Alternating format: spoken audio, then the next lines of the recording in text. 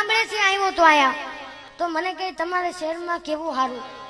મેં કીધું હું સારું? એ કે અહીંયા એસી વાળો શોરૂમ હોય વાળંદનો, એમાં બેસી જાવ એટલે રૂમાલ બુમાલ કહી દે, એવી દાઢી કરી દે માખણ જેવી, અને પાછો પાવડર લગાડી દે. મેં કહ્યું તમારા ગામડામાં તો શું હોય? એ કે અમારે તો ઓટલા માથે દાઢી કરે, અને કે ત્રણ દી તો એમ થાય આપણે દાઢી જ ન કરાવી. તો મેં કહ્યું ભાઈ સીધી રીતના કે તારે દાઢી કરાવે તો વયો જા. તો એ વાળંદને દુકાને ગયો અને કીધું કે દાઢી કરજો ભાઈ, કેટલા રૂપિયા થાય?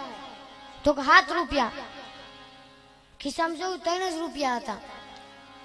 એને કીધું ઊભું થાય તો ઇજ્જત જાય, બેઠો રહું તો બાંધવાનું થાય, ઇજ્જત ન જવા દેવાય, બાંધવાનું હાલે. તો બેઠો રહ્યો, કીધું કે ફેશિયલ કરી દઉં, તો ફેશિયલ નો શું ભાવ? 10 રૂપિયા. કે 7 માં થાય, 10 માં થાય, કર. પછી કરી દીધું. પછી કે વાળ બહુ વધી ગયા, વાળ કાપી દઉં, તો કેટલા રૂપિયા? 20 રૂપિયા. 10 માં થાય, 30 માં થાય, હાલ કર. સેવટે તો બાંધવાનું છે. પછી વાળ કપાઈ ગયા તો કે બહુ ભૂખરિયા થઈ ગયા છે, હીટ માર દઉં, કેટલા રૂપિયા? 10 રૂપિયા. 30 માં થાય, 40 થાય, માર. પછી આમ ઊભો છે, આમ કોલર બોલર ખંખેરા. પછી એક હાલ્યું જતું હતું, એક છોકરું લાંબા વાળ વાળું મારી જેમ. તો એને આમ અંદર લઈને કે આના વાળ કાપી નાખ, ત્યાં હું હમણાં માવો ખાઈને આવું. ઈ ગયો પાછો આવ્યો નહીં. પછી અડધો કલાક ઓલે હાસવો વાળ કાપીને. તો કે ઓલો કે તાર પપ્પા કેમ ગયા? તો કોના પપ્પા? ઈ કે આવ્યા હતા ને, કે ઈ મારા ક્યાં પપ્પા હતા? એને બેહાડ્યો એટલે હું બેહી ગયો. ત્યાં એની માં ગોતી નીકળી. ઈ ભાડી ગઈ વાળંદની દુકાને, હાવ ટકો કરી નાખ્યો તો. પણ ઈ કે આ તે હું કર્યું? આ વાળ કોને કાપ્યા? ઓલે લાગ્યું બિલ આ દેતા હશે, તો મેં કાપ્યા, મેં. ઈ કે આ કરના હતા, આ બાબરીના હતા. ઈ કે તો હવે હું? ઈ કે હવે દે 2000. બોલો એ કેટલામાં પડ્યો હશે? એટલે જ્યાં મજા આવે ને તાળીઓ પાડતા રહેજો. હું દરેક કાર્યક્રમમાં કહું છું, આટલી વસ્તુ તમને જોવા નહીં મળે. ગણવું હોય તો ગણી લેજો. હથેળીમાં વાળ ને ગધેડાને ગાળ નહીં. હથેળીમાં વાળ ને ગધેડાને ગાળ નહીં. મીંદડી ને માળો નહીં, ઉંદર ને હું સાળો નહીં, હંસ ક્યાંય કાળો નહીં, કુવારાને હાળો નહીં, કેડામાં પાન નહીં, ઘર જમાઈને માન નહીં, શ્રમ વિના સિદ્ધિ નહીં, કજિયામાં વિધિ નહીં, કડી ઉપર તાળું નહીં, લાડુ ઉપર વાળું નહીં, ડુંગર ક્યાંય નરમ નહીં, ગુલ્ફી ક્યાંય ગરમ નહીં, પાપીને ધરમ નહીં, દિગંબરને શરમ નહીં, કોટ ઉપર દફતર ને ઢાલ ઉપર બખ્તર નહીં, ફળ ફૂલમાં હાંધો નહીં, તાળી પાડો તો વાંધો નહીં. આ એમ. બાકી હમણાં અમારા ગામડામાં કાંતિ કાકા ઘડિયાળ લેવા, અને ભાઈ ઘડિયાળ જોવો એટલે આહા, 10 વાગે એટલે ઘડિયાળ ખુલે, એમાંથી એક ડબ્બી નીકળે, ડબ્બીમાંથી કોયલ નીકળે, અને કોયલ કે કાંતિ કાકા 10 વાગ્યા. આખું ગામ જોવાય. વો અમેરિકાથી ઘડિયાળ આવી. પછી આખું ગામ જોવા આવ્યું. પછી આમ જોઈને આમ તોડી નાખી. પછી કે આ બધા આપણા દેશી કારીગરો આને બગાડી નાખશે, એની કરતા હું રિપેર કરું. તાવેથી હાણસી આમ જો બધી સામગ્રી લઈને બેઠા હો. 2 કલાકમાં ઘડિયાળ રિપેર. 12 વાગ્યા ઘડિયાળ ખુલી, એમાંથી ડબ્બી નીકળી, એમાંથી કોયલ નીકળી. કોયલ કે કાંતિ કાકા કેટલા વાગ્યા? બોલો. કોયલ ને ફૂલવાડી દે મિત્રો, એનું નામ કોઠા હોય. બોલો ખરેખર.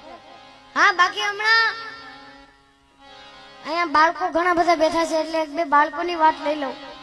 હા હમણાં એક છોકરો એને બાપાને કે પપ્પા હવે હું 10 માં નાપાસ થયો, હવે હું કઈ લાઈન પકડું? એક બેટા પાઇપ લાઈન પકડ. જૂનો જાણીતો ધંધો. હકીકતમાં પણ બાળકો અને બહેનો કોઈ દી ન બતાવા. હા એક સાહેબે છોકરાને પૂછ્યું કે ઘટના અને દુર્ઘટનામાં ફેર હું?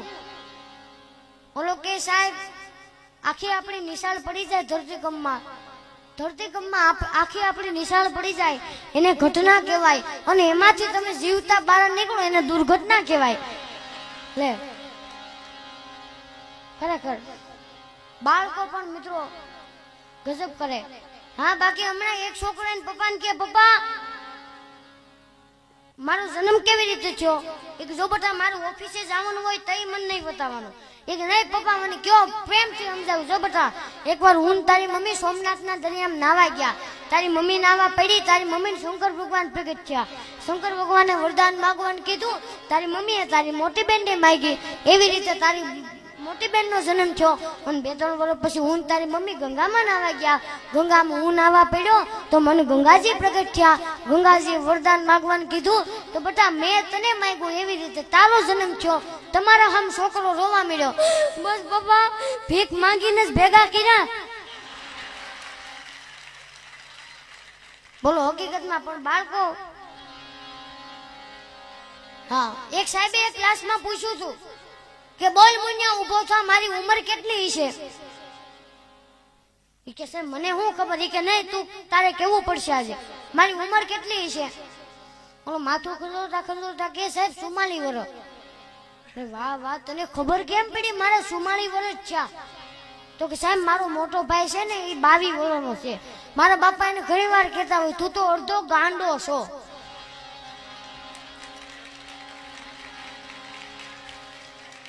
આમાં અડધાન હું મોડી લાઈટ થાય ખરી. પણ એવા સંતો બેઠા છે, એવા ભક્તો બેઠા છે. સંતોનો સ્વભાવ છે એવો જનેતાની ગોદના જેવો. મિત્રો આજે પણ રાજ આવી શકે પણ જો ભાઈઓ વ્યસન મૂકે અને બહેનો ફેશન મૂકે. આપણા સંપ્રદાયમાં તો ઠીક છે વ્યસનનું પ્રમાણ ઘણું ઓછું છે. પણ અટાણે તો જે બાયું ફેશન કરે હા તૈયાર થાય. એક તો ભેંસના વાહા જેવું મોઢું હોય એમાં કૂતરી લોટના ડબ્બા મોઢું મારે ભાગે એટલે તો પાવડર સોપડ્યો હોય. રેલગાડીના પાટા જેવા નેણ કરાવ્યા હોય. આમ સ્વામી કોક હાવજે કોકને તાજું પ્રાણ